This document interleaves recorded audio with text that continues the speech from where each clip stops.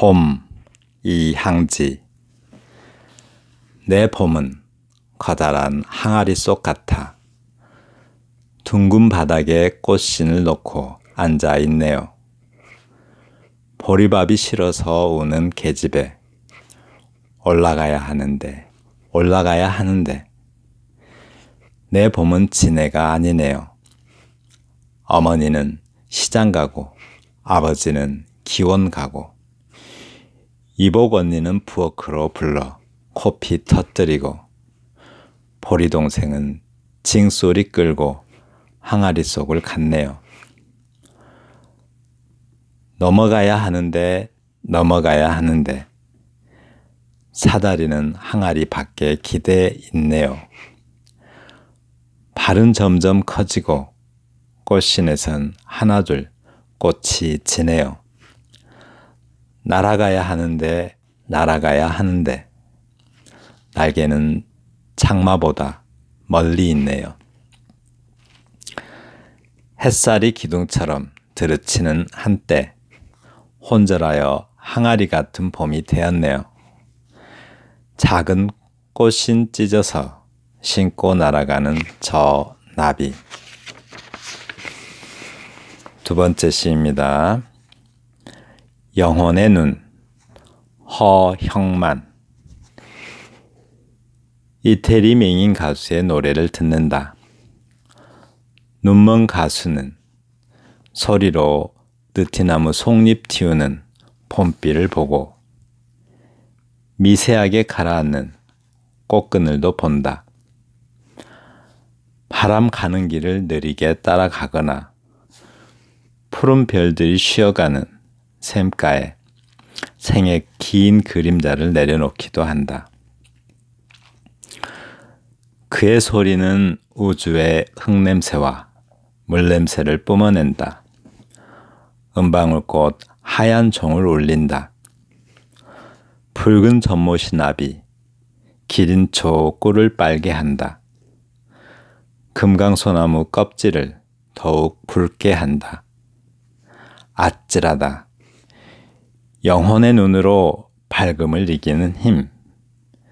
저 반짝이는 눈망울 앞에, 소리 앞에 나는 도저히 눈을 뜰 수 없다.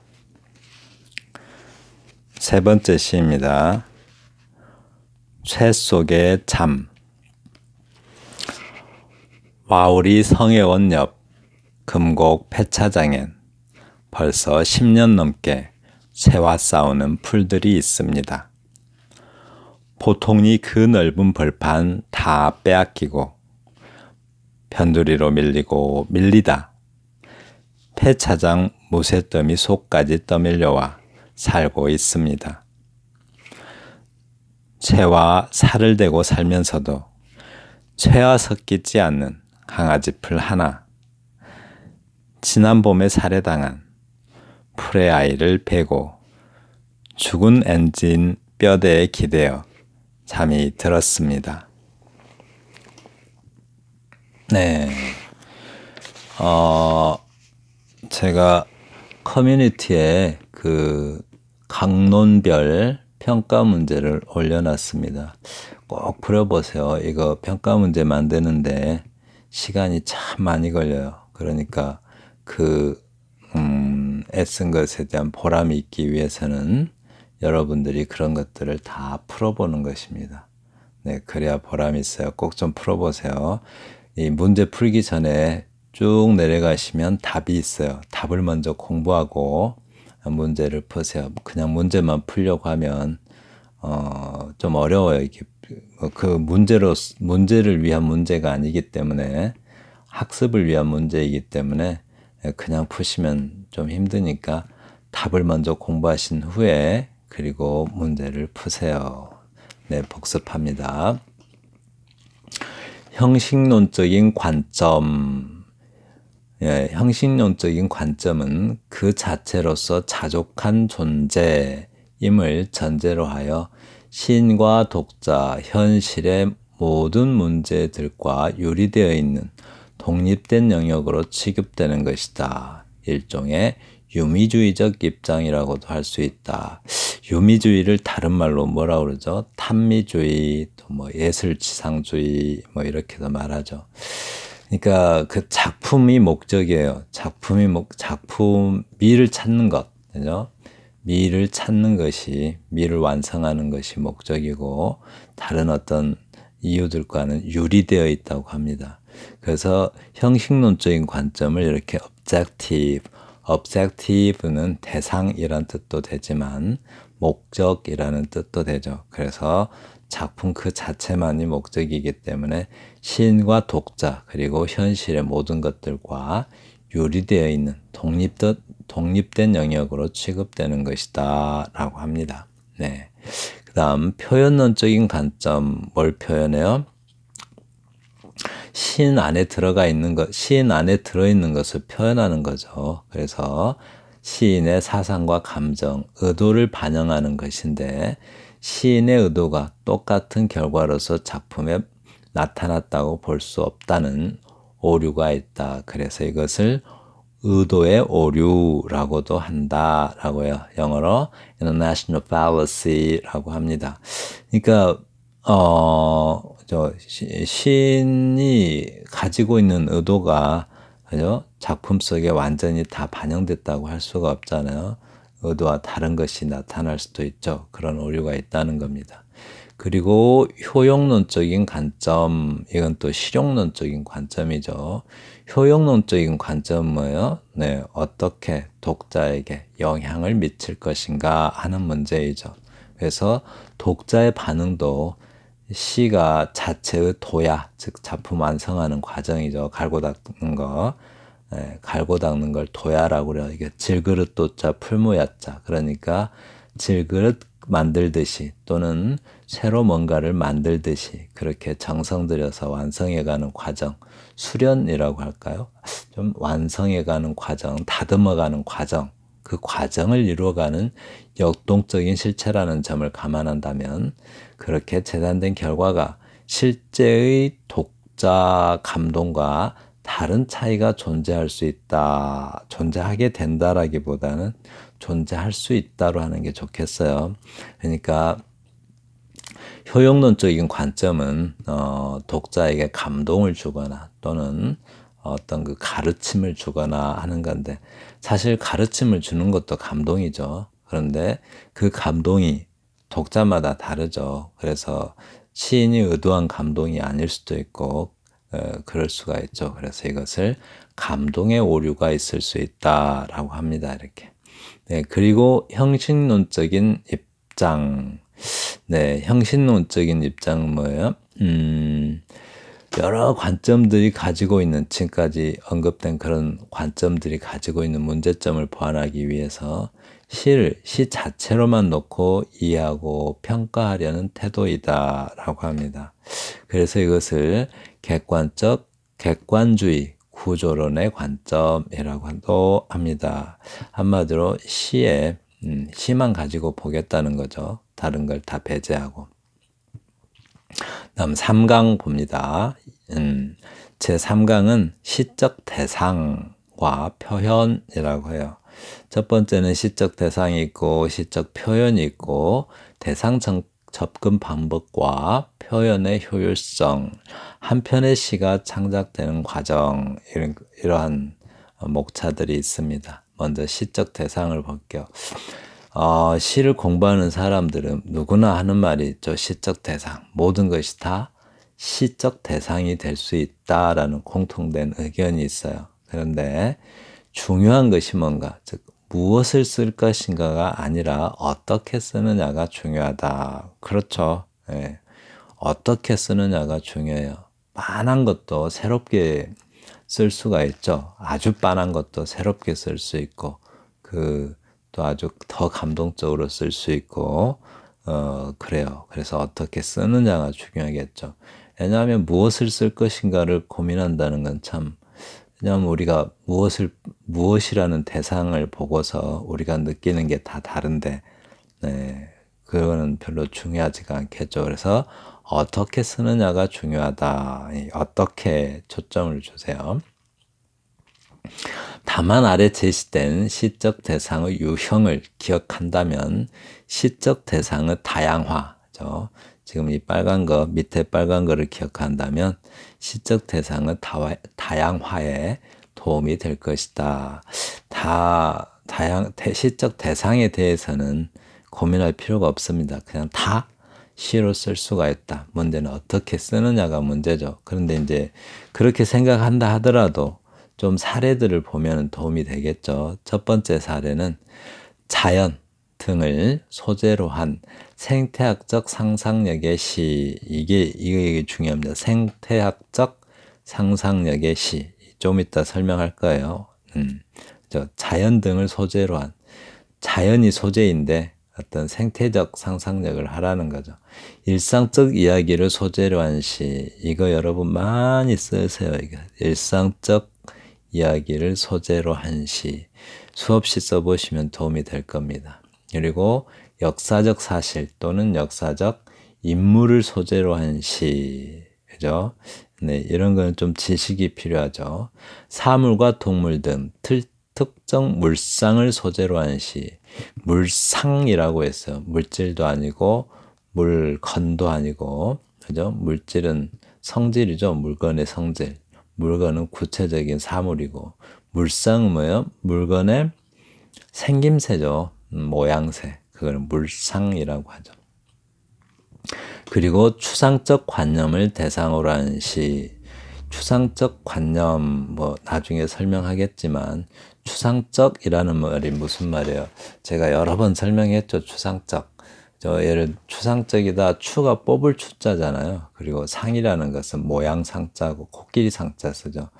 그러니까, 추상적이다, 이 말은, 나무는 은행나무도 있고 소나무도 있고 그리고 또 뭐 밤나무도 있겠죠. 또 서나무도 있고 서나무 아세요? 서나무라는 게 있어요. 근데 각 나무마다 소나무는 소나무의 특징이 있고 감나무는 감나무의 특징이 있고 서나무에는 서나무의 특징이 있습니다. 그런데 이것들의 그 특징, 그 특수성들을 다 제외해버리고 제해버리면 뭐만 나요? 보편적인 것만 남게 되죠. 나무의 보편적인 것, 일반적인 것은 뭐예요? 원줄기가 있고, 몸통줄기가 있고, 가주줄기가 있는 것. 그런 것들은 우리는 나무라고 하죠. 그래서 나무 하면은 추상적이지만, 서나무, 뭐 감나무, 소나무 이런 좀 구체적이 되잖아요. 그래서 특수성이 다 제거된 그런 어떤 보편적인 상태, 이거를 추상적이라고 해요. 관념은 뭐죠? 관념이 뭐예요? 관념. 여러 번 설명했던 것 같은데, 그죠? 관념이란 볼관자에다 생각념자인데, 우리가 생각으로 보는 거죠. 그러니까 우리가 예를 들어서 믿음, 감각으로 볼 수 있는 게 아니잖아요. 감각으로 나무 그러면 소나무 하면 우리가 눈으로 보고 만져볼 수가 있지만 믿음 하면 사랑, 믿음, 죽음, 뭐 봄 이런 것들은 만져볼 수가 없죠. 머리로 생각으로만 이해할 수 있는 거예요. 생각으로 보는 거죠. 생각으로 이해하는 것. 네, 이런 것들을 관념이라고 합니다. 그런 관념을 대상으로 한 시. 네. 그러면 첫 번째 자연 등을 소재로 한 생태학적 상상력의 시. 이 부분 좀 잘 알아둬요. 네, 자연물, 바깥 세계에 있는 사물들이 소재인데 상상력은 생태학적 상상력이라고 해요. 생태학적 상상력. 왜 생태학적으로 상상을 해야 될까? 생각해 보면 되겠죠. 자연을 소재로 한 시는 우리에게 너무 익숙해져 있어서 너무 익숙해져요. 그죠? 허구한 자연에 대해서 시를 쓰죠. 그럼 다 똑같아져요. 그런 걸 피하려면 뭐 해야 될까요? 자연을 있는 그대로 그리는 것만으로는 시적 감동을 획득하기 어렵다. 왜요?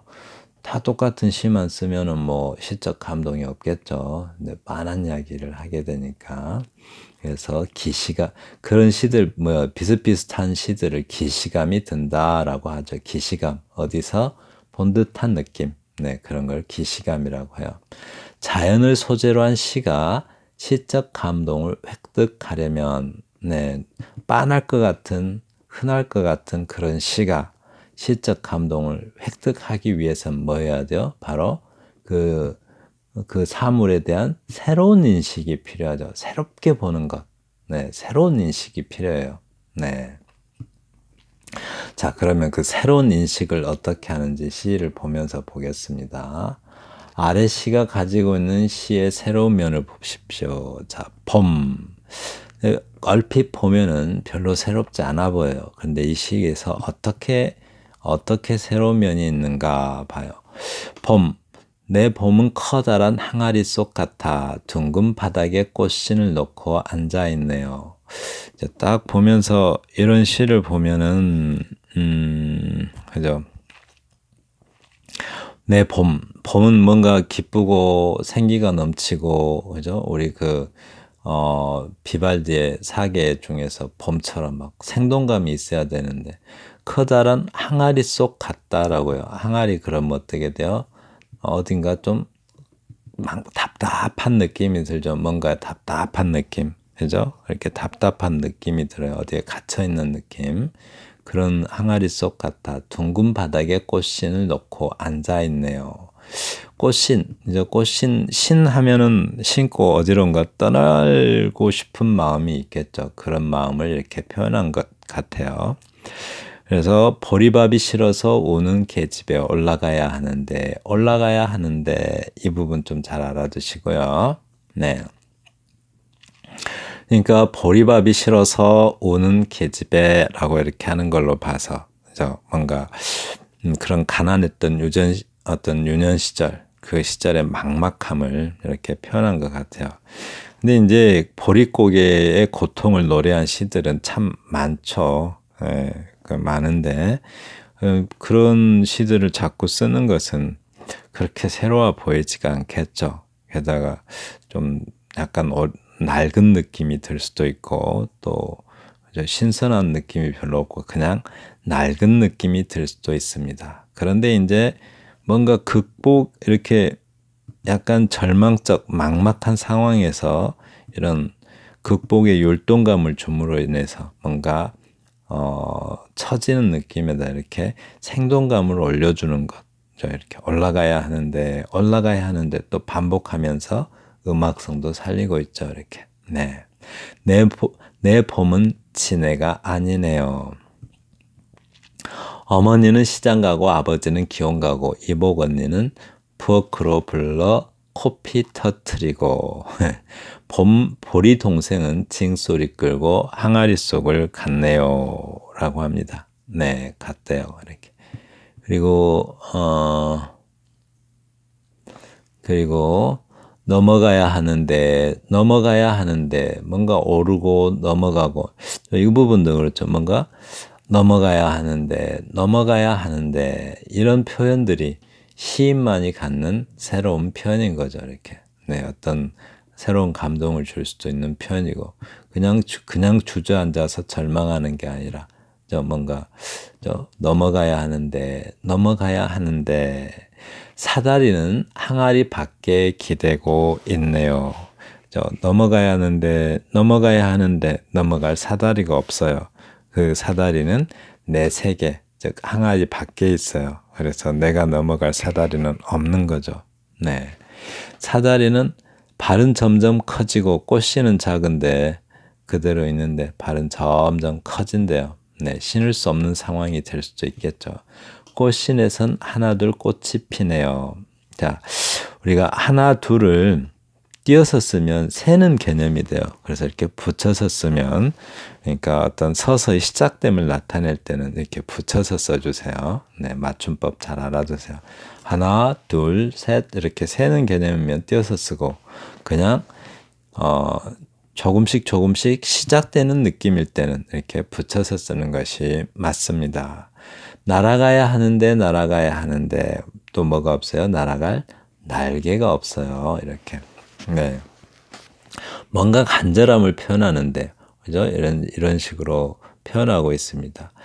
날개는 장마보다 멀리 있네요. 어떤 날개부는 장마보다 멀리 있다라고 말하는 걸로 봐서 날개, 자유롭게 날아갈 수 있는 그런 날개, 자유보다는 장마, 뭔가 암담함, 어떤 고난이 더 가까이에 있다라고 말하는 것 같습니다. 햇살이 기둥처럼 들이치는 한때, 혼절하여 항아리 같은 봄이 되었네요. 작은 꽃신 찢어서 신고 날아가는 나비, 날아가는 게 있어요. 이렇게 날아가는 나비라고 합니다. 그래서 이 시에서 새로운 면이 뭐예요? 자칫 소재 자체는 진부해 보일 수가 있겠죠. 보릿고개에서 고통받는 그런 것들은 많이 있었으니까. 근데 날아가야 되는데 뭐 이런 느낌으로 상승 이미지를 반복함으로써 좌절된 봄의 막막한 이미지에 뭔가 탄력성을 부여한다라고요. 올라가야 하는데 넘어가야 하는데 날아가야 하는데 이런 표현들을 통해서 어떤 그냥 좌절의 막막한 어떤 느낌에서 그런 느낌의 시로 그냥 놔두는 게 아니라 뭔가 상승 이미지로 어떤 탄력성을 부여하고 있다라고 말합니다. 네, 다음 시입니다. 아래 시의 새로운 점은 어떤 것인가? 영혼의 눈. 네, 이 시 참 멋지죠. 굉장히 멋진 시입니다. 이태리 맹인 가수의 노래를 듣는다. 지금 화자는 뭐 하고 있어요? 서정차는 바로 그 이태리 맹인 가수의 노래를 듣고 있어요. 그런데 눈먼 가수는 소리로 느티나무 속잎 틔우는 봄비를 보고 미세하게 가라앉는 꽃그늘도 본다. 자, 근데 지금 잘 봐요. 아까 생태적 상상력이라고 그랬잖아요. 생태적 상상력. 그러니까 뭐랄까요? 지금 화자는 뭐 하고 있어요? 음악을 듣고 있어요. 음악을 듣고 있는데 지금 어떻게 표현하고 있어요? 눈먼 가수는 소리로 음악을 듣고 있는데 생태적 상상력을 이렇게 하는 거죠. 이렇게 느티나무 속잎 틔우는 봄비를 어떻게 해요? 이렇게 소리로 본다. 지금 눈먼 가수니까 청각적인 거밖에 없죠. 시각적인 게 없잖아요. 근데 그래서 뭘로 봐야 돼요? 이렇게 청각으로 본다라고 해요. 이렇게 본다. 네, 소리로 다 본대요. 미세하게 그런데 이렇게 생태적 상상력을 한다는 거죠. 느티나무 속잎 틔우는 봄비를 본대요. 가라앉는 꽃그늘도 본다고 합니다. 그리고 바람 가는 길을 느리게 따라가거나 푸른 별들이 쉬어가는 샘가에서 생의 긴 그림자를 내려놓기도 한다. 음악을 들으면서 이렇게 상상을 하고 있습니다. 아주 생동감 넘치는 상상을 하는 거죠, 이렇게. 네. 근데 만약에 노래라고 해서 노래랑 비슷한 유형의 상상만 한다면 그것이 전혀 새로운 면이 없는 거죠. 그거는 네, 좀 한계에 부딪히는 거죠. 그래서 노래를 듣고 있지만 바로 이렇게 생태적인 상상을 해서 이렇게 시를 쓰고 있습니다. 그의 소리는 우주의 흙냄새. 네, 지금 노래잖아요, 노래인데 시각적인 상상도 했다가 저 후각적인 상상도 하는 거죠, 이렇게. 흙냄새와 물냄새를 뿜어낸다.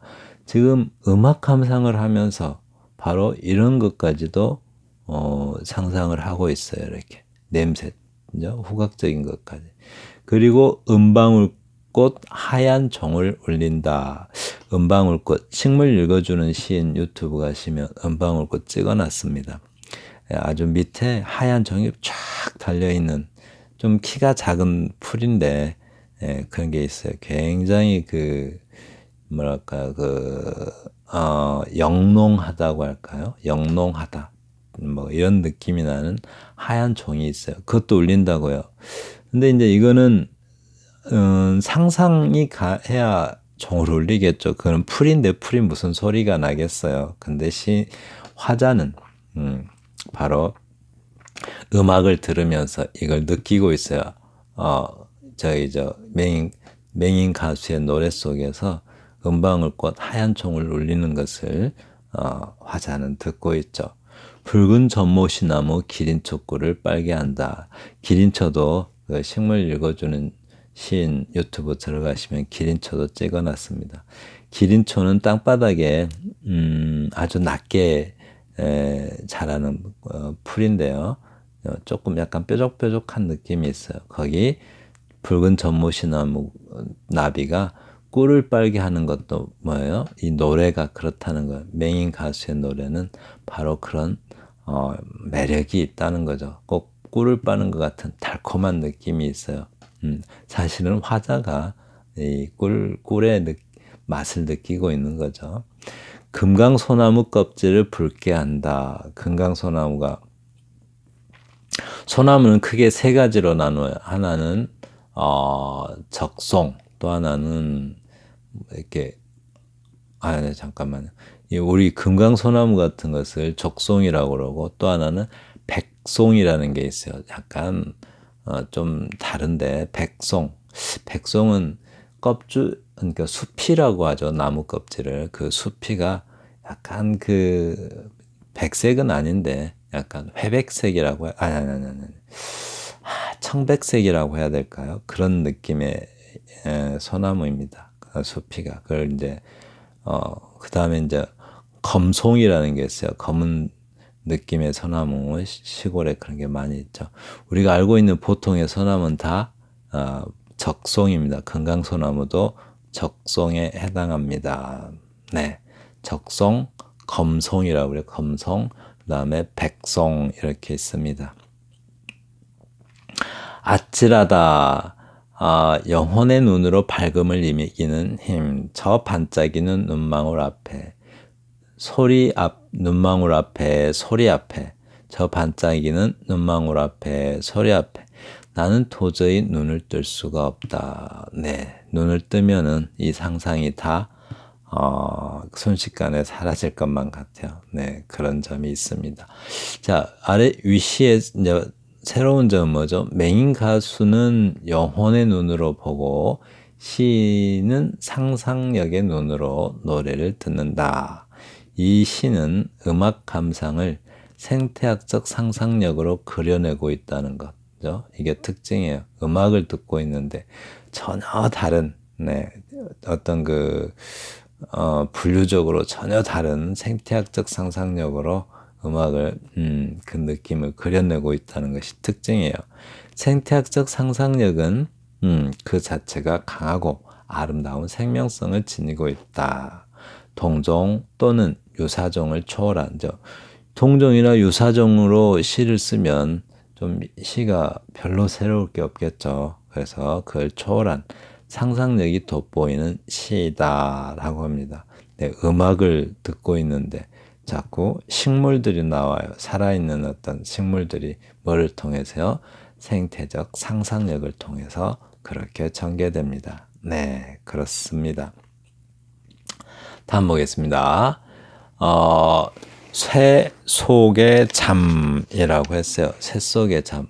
와우리 성혜원 옆 금곡 폐차장엔 벌써 10년 넘게 쇠와 싸우는 풀들이 있습니다.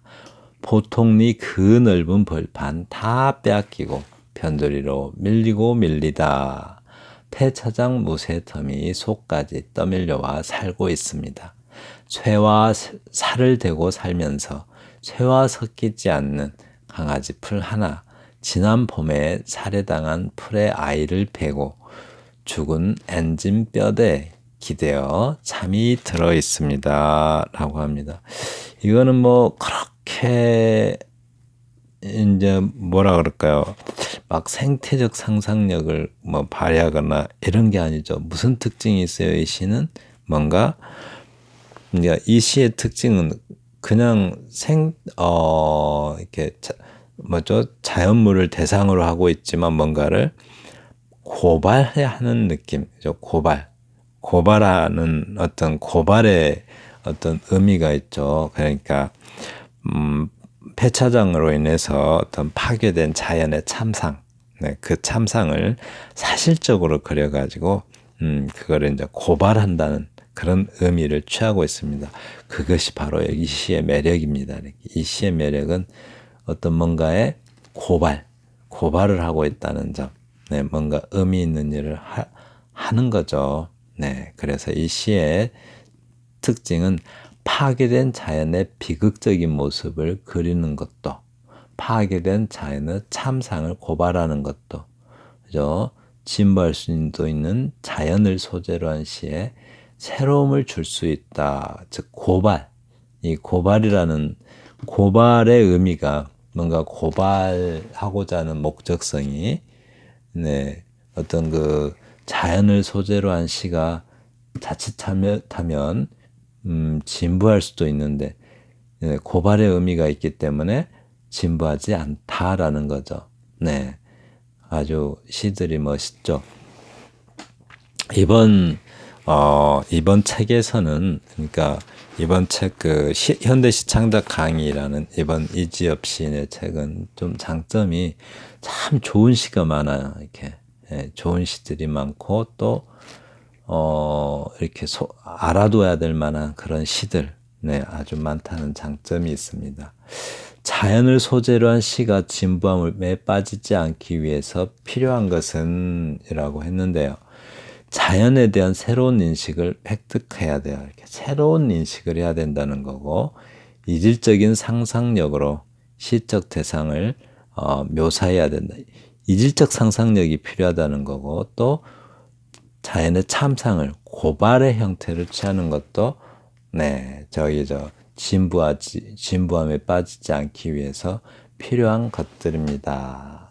네, 감사합니다.